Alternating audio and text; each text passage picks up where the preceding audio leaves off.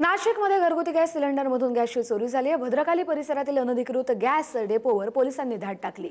4 जणांना अटक झाली, एक फरार आहे तर 46 सिलेंडर जप्त करण्यात आलेत। घरगुती एलपीजी गॅस वाहनांमध्ये भरून विक्रीचा प्रकार सुरू होता।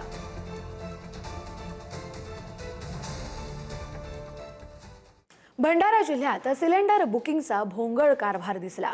सिलेंडर मिळाला नसतानाही सिलेंडर दिल्याचा मेसेज आला। ग्राहक ओटीपी सह रांगेत उभे राहिले, मात्र सिलेंडर घरपोच दिल्याची माहिती मिळाली। सिलेंडर घेतला नसतानाही सबसिडी ग्राहकांच्या खात्यात जमा झाली आहे। माझ्याकडे मागील 2 ते 3 दिवसात अशा 5-6 लोकांनी मला तक्रारी केली आहेत की आमच्याकडे ओटीपी आली आहे आणि मेसेज आला आहे की सिलेंडर डिलिव्हर्ड झाला, परंतु सिलेंडर आमच्यापर्यंत पोहोच झालेला नाही। अशा तक्रारी माझ्यापर्यंत पण प्राप्त झालेल्या आहेत।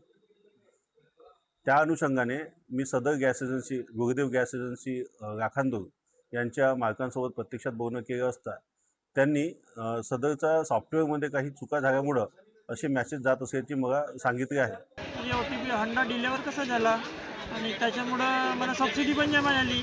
आता मला वाटलं काही हंडा मिळेल बा अगोदर यांनी रिसीव्ह केला असं मला वाटलं, पण नंतर परत हंडा म्हणजे बुकिंगसाठी टाकलं तर 16 तारीख देत आहे। म्हणजे तेव्हापर्यंत मी काय करावं, यांना विचारलं ते माहिती बी बरोबर देत नाही। मला वाटते याच्या कुठेतरी भंबर कारभार आहे आणि हे कुठेतरी भ्रष्टाचार करतात। शासनाने यांच्याकडे थोडीशी चांगल्यानं दखल केला पाहिजे।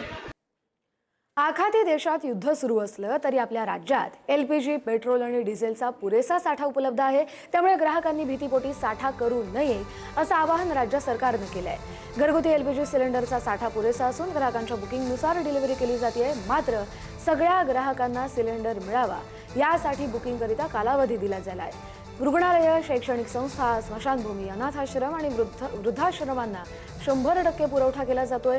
संरक्षण, रेल्वे, पोलीस, कारागृह आणि एसटी कॅन्टीन 70%, तर इतर नित्यावश्यक क्षेत्र आणि उद्योगांसाठी 20% पुरवठा केला जातोय।